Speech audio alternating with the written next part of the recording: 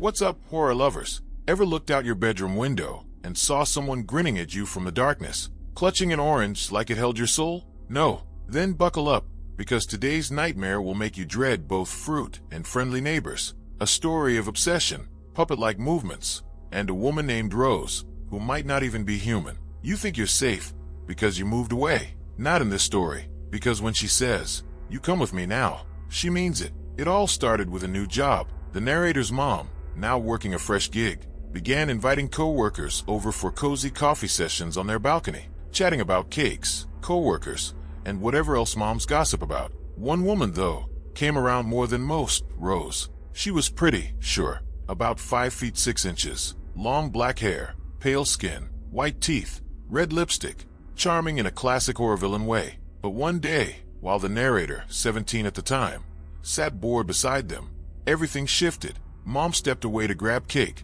and Rose turned, slowly, mechanically, her head tilting unnaturally.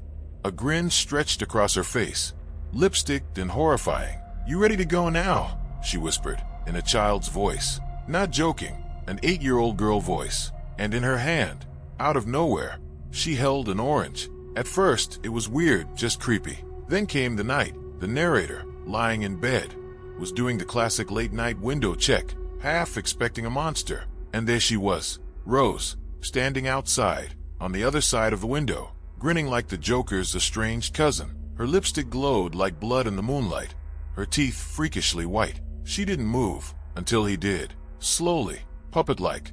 Her head followed his every step. Then she pulled it out again, the orange. She pushed her head through the window crack and said, in that same freaky child voice, "You go with me now." Her hand stretched in, offering the fruit. Yeah, screw that. He bolted, screamed for his dad.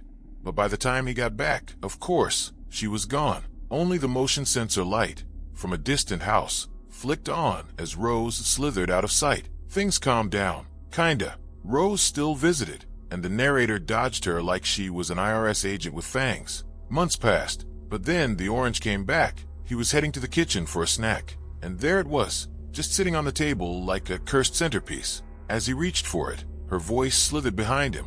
"You will have to come with me soon, you know." Rose stood there in the living room, red shoes, white summer dress, head tilted, pale as snow. And yet, out came the orange, offered like a cursed gift.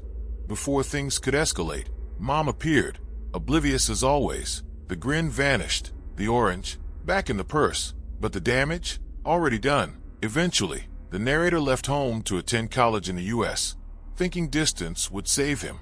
Cute. A year later, during a training camp in a hotel 40 miles from home, he sat out on the balcony, breathing the night air. Then came the voice. "It is really time to come now." His blood froze. Rose was standing on the balcony fence next door. Not on the balcony, on the fence, 50 feet in the air, barefoot, balanced like she was weightless, grinning, holding a rotting orange. "I only want you to go where you belong," she hissed. Teeth clenched tight. He screamed, ran inside, slammed the door. Behind it, her voice echoed, "You will come. How do you sleep after that? You don't." Years passed, 7 to be exact. Rose faded into a nightmare category marked delusional memories. The narrator got his degrees, a girlfriend, a new life, all good, until iPhone 5 launch day, standing in the cold rain, lining up like any good tech nerd. He saw her, across the street. Red lipstick, tilted head, orange in hand. He froze. People shoved him forward, but he collapsed to the ground, staring at her. When he got up, she was gone. All that remained, a squashed, disgusting orange, rotting on the sidewalk. What's scarier than a ghost showing up after 7 years? A ghost with a mailing address. Back home, trying to rationalize everything, he received a letter. No return address. Inside, a Polaroid. It showed him, standing in line that very day, the moment he spotted Rose. The fear on his face was unmistakable. On the back, scrawled in thick black ink, "You come with me now." Cue total breakdown. He collapsed crying. When his girlfriend found him curled in bed, she asked innocently, nervously, "Did this woman happen to hold an orange?" And just like that, they were both drowning in the same nightmare, because Rose had visited her too. They weren't alone, trying to regain control. They went to the cops, told them everything, showed them the photo. Cops said it was a prank, probably someone he mistook for Rose. Not serious enough for fingerprints. Typical. Still, they started a file. just in case. So far, so useless. Later, they visited the exact spot where he'd seen her. Nothing, just concrete, wet and cold. On the way home, their front door was open. Not shocking, since they lived with roommates, but their bedroom, also open, and inside, a horror show. Pillows stacked on the dresser, towels scattered, bed sheets stretched out on the floor, and in the center of the sheet, an orange, cut in half, like some kind of sacrificial fruit. The cherry on top, his laptop, previously shut and password protected, was now on, playing Africa by Toto on loop. The background wallpaper had changed to an old childhood photo he never uploaded to the device. Police came, took notes, shrugged. Call us if it happens again. The couple, too terrified to sleep, they tried to make sense of it all. But Rose wasn't playing by rules that made sense. She came when she wanted. Left signs only they could read. And always, always, the orange. That damn fruit was more than a symbol. It was a promise. It didn't stop there. The girlfriend confessed her own nightmares. The same voice, the same grin, the same offer to come. In her dreams, she was always offered the orange. And each time she said no, the voice grew colder. The dreams began syncing up. They both had them. Same nights, same script, same voice. They tried staying with friends, but even there, Rose made herself known. This time leaving moldy orange peels inside their bags. No one else ever saw her. No cameras picked her up. She was an echo, a shadow, a glitch in reality tailored just for them. Desperate, they reached out to online forums, paranormal investigators, even clergy. Reactions ranged from curiosity to disbelief. One email stood out. She's not alive. She's not dead. She's in between. And if she's offering fruit, it's not just a symbol. It's a contract. That chilled them to the bone. A contract. All this time, Rose wasn't chasing. She was waiting, offering, hoping they'd eventually say yes. Every visit was a reminder. Every orange was a ticking clock. You say yes, you go with her. Where? Hell if we know. But it's not here. And here's where the story gets twisted. One night, the girlfriend woke up crying. She said she'd taken the orange in her dream. Just touched it, that's all. But when she woke, her hands were sticky, smelled like citrus. That morning, she started coughing. Her skin looked paler, her voice rasped. And Rose didn't visit him that night. She visited her. The balance had shifted. Whatever contract existed, it had transferred. The horror wasn't shared anymore. It had a target, and it was her. The narrator tried everything. Salt lines, chants, therapy. Nothing worked. Then one night his girlfriend vanished. Gone. No note. No signs of struggle. Just a peeled orange on the kitchen floor. And her phone playing Africa on loop. Police called it a disappearance. He knew better. She had gone. Wherever Rose had promised. The cops checked footage. Nothing. No signs of anyone entering or leaving. Except, at one point, a motion sensor captured a shadow. Tilted head. Long hair. A smile that wasn't quite human. Weeks passed. He was broken. Sleep-deprived. Alone. Until he got another letter. No return address. Just a picture of his girlfriend. Standing somewhere dark, blurry. Grinning. And next to her, Rose. Still holding that rotten orange. On the back, one more. That's all. One more. Like Rose was collecting souls. One fruit, one victim at a time. And now he was next. Again. Always next. He packed everything and left town. Changed numbers. Deleted social media. Moved states. But some nights, he swears he hears a knock. Always at 3:33 a.m. Always followed by the scent of citrus. He's never opened the door. Not yet. But every day it gets harder. Because once she offers the fruit, it doesn't rot for long. It waits. Like her. Like fate. So if you see a woman with ghost white skin, red lipstick, and a twisted grin, holding an orange she doesn't eat, run. Don't talk. Don't look. Don't let her speak. Because when Rose says, "You come with me now," you don't get to say no. You just get to wait your turn. Sleep tight and keep your windows locked. Always. Ready to taste the metallic tang of dread on your tongue? Picture a brooding Bengali countryside where every frond seems to whisper your name and every pond reflects things that shouldn't have faces. Two city-bred tweens, sisters thick as thieves, arrive for summer break thinking they'll pick mangoes and chase fireflies. Instead, they end up chasing something far hungrier. By the time the sun sets on their first day, the sticky air already feels too thick, like the land itself is breathing against their skin, daring them to inhale. And yeah, they inhale. Deep, because who would want to gulp down adventure? They have no clue the village is about to exhale in return, coughing up a secret that's been rotting behind crumbling brick and rebar for years. Buckle up, because what nibbles on them in the dark is about to chew on you next. The village sits in velvet isolation, wrapped in vines and monsoon mist, population small enough to fit on a single WhatsApp group call, if anyone there bothered with smartphones. Every homestead guards its own private pond, inky mirrors dotted with lily pads, dragonflies skimming the surface like tiny helicopters on doomed missions. Paths are nothing but mud veins weaving through rice fields, and night punches out the last candle of daylight by 6 sharp. Crickets conduct an endless dirge, frogs boom like distant artillery. Electricity, optional luxury. Darkness here isn't an absence, it's a presence. A fat thing pressing its belly against every wall. Locals claim they love the peace, but their eyes flick toward one half-constructed hulk of concrete on the outskirts, then dart away, as if the unfinished house might notice the attention and lumber closer. That skeletal structure was meant to be a proud 2-story getaway for some long-gone dreamer flush with cash. Foundation laid, columns up, stairs half-cast. Then the work just stopped. Brick piles turned to mossy altars, rebar rusted like devil's licorice, and rumors germinated in the cracks. Some swear laborers heard screams rising from the concrete at dusk. Others mutter about a woman in white pacing the upper floor that technically doesn't exist. The grown-ups issued their decree. Children, keep out. The house is cursed, haunted, unfinished because the dead won't sign off on the blueprints. For most kids, that warning worked like garlic on vampires. But for the sisters, forbidden tasted sweeter than candy floss at a fair. They carved the word into their curiosity and let it lead them by the nose straight to the rotting doorstep that everyone else refused to cross. High noon, siesta hour.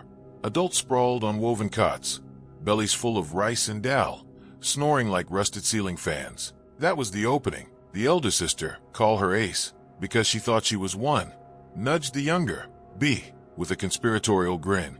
Barefoot stealth, giggles smothered behind palms. They slipped past the slumbering guardians and sprinted through weeds taller than their shoulders. Sweat beaded on their brows, sticky with the promise of rebellion. The half-house crept into view, its concrete bones jetting against the sky like the ribs of a fossilized leviathan. No locked gates, no chains, just yawning doorways begging to be entered. Race you to the stairs, Ace hissed. B, hard whirring followed. They didn't see the thin shadow detach from the deeper gloom behind them, trailing their every step as if tethered by invisible wire. Inside, light speared through jagged openings, painting shifting tiger stripes on walls. The air smelled of wet dust and something sweet-rotten, like fruit left too long in the sun. The girls' flip-flops slapped against rough cement as they hopped onto the half-built staircase. Only 6 treads rose before abruptly ending in midair, a concrete diving board into nothing. From up there, they surveyed the kingdom, ponds glinting, banyans swaying, the distant speck of their safe little courtyard. Adrenaline sang in their ears. Told you it's harmless, Ace proclaimed, tossing a pebble into open space. It clinked below, echoing like a dropped coin inside a vast metal drum. The echo kept going, too long, bouncing back distorted, almost like a moan. B frowned. Did you hear TH? A sudden bang detonated somewhere deep in the belly of the structure, like a door slammed by hurricane fists. Fight or flight hit them like iced water. They whirled toward the exit, but terror tricked B's ankle. She stumbled over a litter of broken bricks, went down hard, breath whooshing out as if the building itself had punched her. Ace dropped to her knees, trying to haul her sister up. B's body felt leaden, heavier by the heartbeat, eyes rolling white. Panic prickled Ace's scalp as another sound shivered through the rafters. A slow scrape, scrape, scrape, like something large dragging its nails across cement, savoring each inch. Ace's mind flailed for any weapon and snagged on the only tool kids are handed in this part of the world mantra. She clamped B's trembling hands and chanted the ancient syllables their grandmother drilled at bedtime. The air vibrated. B jerked like a puppet yanked by unseen strings, then breathed, steady, alive. Whatever weight pinned her down loosened its grip. No debate, no backward glance. They bolted into the blazing daylight. They crashed home, skin streaked with dust and fear, tongues tied by an unspoken pact. Confession meant punishment, plus grown-ups might salt the story with rationality until it tasted bland and safe. Better to swallow the terror and digest it alone. But stomachs full of dread rumble loud at night. Evening draped over the village like a blackout curtain. Dinner finished, lanterns doused. The sisters trudged upstairs to a guest room where even the air smelled unfamiliar. They begged to keep the overhead bulb glowing, but Mom's patience wore thin. Click darkness. She left only the balcony light guttering outside, a pale halo beyond mosquito-netted windows. The girls huddled together on the low cot, quilt pulled to chins, counting ceiling cracks they couldn't see. Wind? No, there was no breeze. Yet outside something made the balcony curtains billow like lungs inflating. Ace's eyes adjusted first. A silhouette had materialized beyond the glass, tall, painfully thin, hair cascading past the waist in black ropes that writhed as if underwater. No face, just a void where features should be.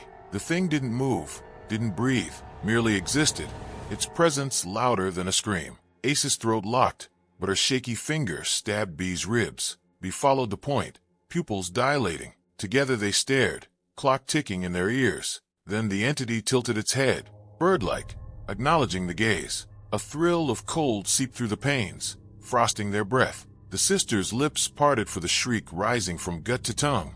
When, without the mouth moving, the figure hissed inside their skulls. SHH, make a sound, and you'll never taste dawn again. The words slithered in Bengali, syllables sticky with threat, writing the pulse of their own quickening heartbeats. Lights flickered, casting strobe light reveals of the nightmare. On, off, each frame painting her closer, fingers grazing the grill of the balcony door. Ace's survival instinct imploded. She blacked out mid-gasp. B's memory vaporized a heartbeat later, reality shearing away like newspaper in a bonfire. When consciousness crawled back, rosy dawn had already smeared the sky. Mother fussed over them, attributing collapse to heat exhaustion and too much mischief. She spooned electrolytes between their cracked lips, refused to meet their frantic questions. Every attempt to revisit the night met the same brick wall. Enough, bad dreams, forget. But the sisters couldn't scrub the echo of that psychic whisper. At dusk, the balcony light was kept burning bright by Mom herself. Yet she still barred them from the ledge, as if she too feared the glass might melt and let something seep inside. Childhood does what childhood must. It rolls forward, layering new memories like wallpaper over damp stains. School resumed. Exams piled up. City life roared. The sisters stopped pressing each other with "Do you remember?" because admitting it kept the horror breathing. Years bled into a comfortable fog, until college break 6 summers later. Ace, now 19, returned to the village armed with urban skepticism and a half-baked psychology course under her belt. B tagged along, claiming curiosity. The place hadn't changed. Ponds still mirrored clouds. Fireflies still scribbled neon hieroglyphs at dusk. Yet the half-built house looked worse, as if someone had sucked out its soul and left a sagging husk. Vines strangled the staircase. Stray dogs refused to step over the threshold. Locals whispered louder now. A woman's blood had baptized the foundation the very month construction began. The story unfolded like a damp newspaper. Newlywed bride, jealous husband, late-night quarrel. He dragged her to the vacant site he was developing, swore he'd bury the argument there. Murder weapon unknown, body dumped in the pond but surfaced bloated and vengeful days later. The builder fled. Work halted. Villagers performed rituals that sizzled but didn't seal the wound. They say the bride's last wish was to see her home finished. Since that never happened, she roams the skeletal corridors, begging, threatening, luring. Laborers quit after tools flew from hands, after concrete mixed itself into skull shapes. Entire project abandoned. Flash forward to 2 curious sisters trespassing, becoming the latest chapter in her unfinished story. Ace's rational shield cracked under the weight of every whispered detail. Her pulse remembered the scrape inside that stairwell, the icy voice on the balcony. Coincidence, or cosmic IOU coming due? Night swallowed the village again, familiar yet newly malicious. Ace lay awake, phone flashlight clenched like a talisman. B whispered across the room, "You think she'll come back?" Ace didn't answer. Answering might summon. Outside, frogs croaked a funeral march. Then a splash, not from their own pond, but from the direction of the abandoned house. Another, closer, water sounds without footsteps bridging the distance. B's breath hitched. The balcony bulb buzzed, dimmed, brightened, like a panicked heartbeat. Ace fought the urge to peek. She knew curiosity was the hook. Once you looked, you fed her form. Instead, she stared at the ceiling, chanting those rusty mantras, layering each word like bricks in a barricade. Minutes felt like teeth grinding hours. Eventually, the splashes retreated, sucked back into whatever void had belched them out. Dawn seeped under the door, and both girls exhaled the stale air they'd been hoarding. Come morning, they confronted their mother. This time, Ace wouldn't swallow silence. She cited the murder, the voice, the balcony vigil. Mom's shoulders sagged under a burden she'd carried alone. She confessed, yes, she'd witnessed the apparition that first night. Yes, she'd heard the same threat. She'd never spoken of it, believing fear gave the ghost power. Elders advised ignoring, denial a shield. But ignorance hadn't kept her daughter safe. Tears slipped as she begged forgiveness for dimming the light that night, for letting the house's shadow leak into their room. The sisters hugged her, 3 hearts thumping in shared terror and love. They agreed on a simple mission: finish the unfinished. If the bride wanted completion, maybe closure was the hammer that could finally nail her spirit down. Armed with workers, money, and a priest versed in both scripture and steel nerves, they restarted construction. Hymns blended with hammers, incense with wet cement. Every new brick laid felt like a stitch closing a centuries-old gash. Nightly, they left offerings of milk and rice on the balcony, lantern blazing through the darkness like a lighthouse for lost souls. For weeks, silence reigned. No splashes, no whispers, just honest labor chewing through daylight. At last the house stood whole. Roof tiled, walls painted turmeric yellow, front door carved with protective symbols. On Inauguration Day, the villagers gathered, holding their collective breath. When the priest rang the final bell, a gust of wind swept through rooms, cool and lavender-scented. Curtains fluttered gently, not the violent lashings of before. Somewhere a pond belched one last bubble, then lay mirror-still. The crowd exhaled. Perhaps the bride had stepped into that light and kept walking. So, dear thrill-seekers, here's the takeaway. Curiosity might be the spark that lights your lantern, but respect is the oil that keeps it burning. Next time a crumbling staircase winks at you, ask yourself, am I climbing up, or is something guiding me down? Maybe finish what others started, or maybe some skeleton blueprints are better left in dust. Whatever you choose, keep a mantra handy, a flashlight charged, and never ever ignore the child who begs you to leave one single bulb glowing through the night, because somewhere out there, a long-haired bride still prowls half-built dreams, waiting to whisper in a voice that freezes marrow. SHH. Don't scream, or you'll never hear your own heartbeat again. Sleep tight, if you can. Tonight's tale is hotter than a busted furnace and colder than a cadaver smile. Imagine thinking the worst part of moving would be the cardboard cuts, only to learn that the real slice comes from something you can't even see bleeding. Ready to peek through the keyhole of dread? Good, because once you open this door, it slams shut behind you and eats the key. Summer's dying breath still clung to the brick walls when the family hauled the last dusty box into their third-floor walk-up. The night air slogged in like lukewarm soup, making every inhale feel sticky, and the half-moon lounged over crooked rooftops like it was judging them. Movers cursed as they heaved furniture past 10 p.m., and by the time the final mattress found its corner, fatigue pressed on everyone's eyelids like wet sandbags. No AC installed, no fans unpacked. The parents claimed the heat was manageable, but sweat dribbled down their spines in slow, mocking rivers. A single decision: leave the wrought iron gate wide open for airflow. Set the chessboard for something wicked to stroll right in. Tradition can be cozy, or a rusty bear trap. For this clan, bedtime always glimmered with a glass of milk, set lovingly beside whatever passed for a pillow. The ritual tasted of childhood safety, like warm blankets and lullabies whispered 2 decades too late. Tonight, boxes with their nightstands, and the daughter, let's call her our unlucky witness, unrolled a thin mat on the floor, only inches from the yawning balcony door that framed the restless street. Street lights sputtered like dying fireflies, tossing jittery shadows across chipped plaster walls. Who would have guessed that those innocent calcium dreams would curdle into a nightmare thick enough to coat the throat? When exhaustion finally pinned her eyelids shut, a canine chorus detonated outside. It wasn't normal barking, more like a choir of alarms shrieking at something no human language could pin down. Folklore flashed through her foggy mind.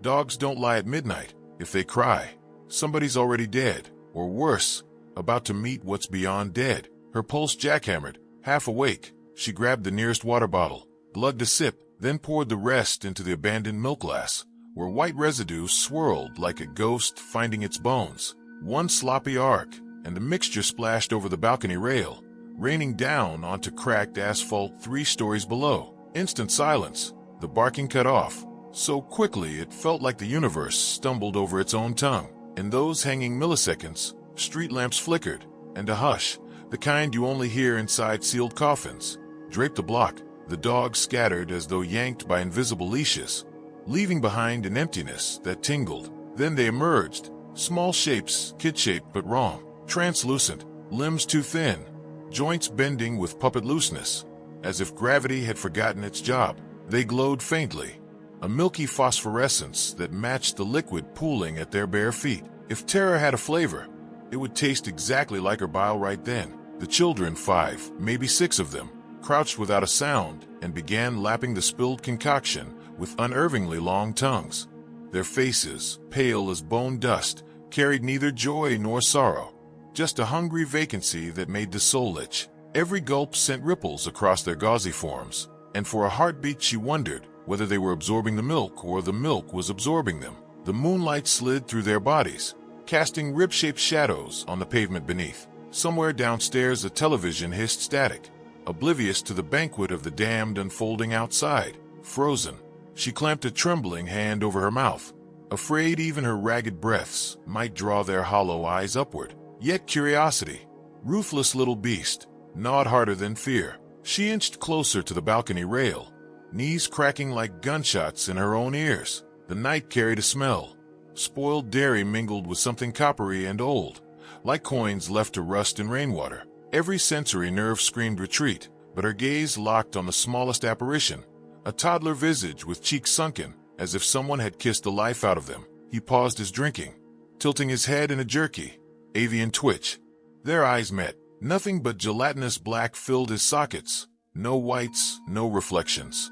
A bottomless pair of voids. Her stomach somersaulted, so hard she feared the thud against her ribs might echo. Then the child opened a mouth too wide, a crimson smear blooming across translucent cheeks, and let out a wet gurgle. It wasn't a scream or a laugh. It was the sound milk makes when it turns. Yet somehow she understood the message. More. A violent shiver shot through her spine, each vertebra chiming like a xylophone of dread. Seconds felt elastic, drooping into eternity as the ghost children polished the pavement, until only a dusty, white outline of the spill remained. A sick punchline bubbled in her head. Guess calcium really does build stronger monsters. She almost giggled, hysteria flirting with her sanity. Instead, she staggered backward, bumping into a teetering stack of books that toppled with a clap. The noise knifed through the air. Every spectral head snapped up toward the balcony, jaws twitching. For one catastrophic instant, time balanced on a razor. Would they climb the wall like pale spiders and drag her down? But dawn's first smear of peach cut across the horizon, washing the street in reluctant light. As illumination thickened, the children began unraveling thread by thread, like mist bullied by sunshine. Their forms thinned, colors draining, until only air remained. She exhaled a breath she didn't know she'd been holding, collapsing to her knees. Muscles quivered with lactic fire, an ironic reminder that she still possessed flesh. Outside, normal dogs resumed nose-down patrol, sniffing spots where moments earlier the dead had slurped supper. Her parents stirred, blinking at the chaos of scattered books and asking why she looked like she'd wrestled a corpse and lost. She whispered the tale, voice tremulous yet urgent, but the words sounded ridiculous in daylight. Milk ghosts and silent lids. Sure, why not throw in a breakdancing mummy for flair? Mom offered the classic parental shrug. Probably a nightmare, honey. Moving stressed as funny things. Dad chuckled, already planning a hardware store run for an AC unit. Airflow privileges revoked. Still, the story clung to her like cobweb silk. By noon, she dragged her mother downstairs to consult the first-floor neighbors, those unofficial archivists of all village lore. The elderly couple exchanged glances heavier than tombstones when milk monsters got a mention. Over steaming cups of chai, they confessed. Dogs howling at night was never mere canine drama. One dusk the previous year, their young son glimpsed white children drinking puddles, fell horribly feverish, and now slept with talismans pinned under his pillow. The village doctor called it a virus. Grandmother called it unfinished business. Turns out, decades back, that street was a pauper cemetery. Children who died of a pestilent summer plague were buried in shallow graves, unmarked and unloved. Strong rains later washed their bones beneath the roadbed. Locals whispered that every time warm nights wrung moisture from the earth, those spirits surfaced, thirsting for what they'd missed in life: warmth, nourishment, a sip of anything that might anchor them to the living realm. Dogs saw them first, howled warnings. Nobody ever heeded. Pour milk outside, an ancient remedy advised, and they'll drink instead of devour. Guess who unknowingly honored the tradition? With that revelation, the family's tidy definition of home mutated. They installed locks, curtains, and yes, a glorious AC. But heat was no longer the enemy. Each bedtime glass of milk became a loaded gun. Some nights they skipped it, other evenings guilt won, and the ritual returned. Only now, the daughter sealed the balcony, whispering half-baked prayers into the froth. Sometimes she'd wake at 2 a.m., swear she heard tiny fingers tapping window panes, and bury her face beneath covers, soaked in her own cold sweat. Rumor spread. Neighbors left bowls of water mixed with turmeric on thresholds, believing yellow scared off hungry phantoms. Yet sightings persisted, tiny footprints in condensation, dog packs scattering without sound, a faint giggle that evaporated the moment lights flicked on. The village adapted, as villages do, folding horror into routine like creases in a well-worn map. Outsiders called it superstition. Residents called it Tuesday. For the family on the third floor, each sunset sharpened into a countdown they felt in their teeth. So, dear viewer, next time you move and decide to keep ancient rituals alive just for comfort, remember what comfort looks like to the dead. A single sip, a single slip, and you might find your midnight snack turning into someone else's resurrection buffet. Keep an ear out for dogs crying. They're better alarm systems than any smartphone. And ask yourself, under the hum of your brand new AC, what's really lapping at the darkness outside your window? Rainwater, or something that dreams of being alive again? Asterisk, sleep tight, if you dare.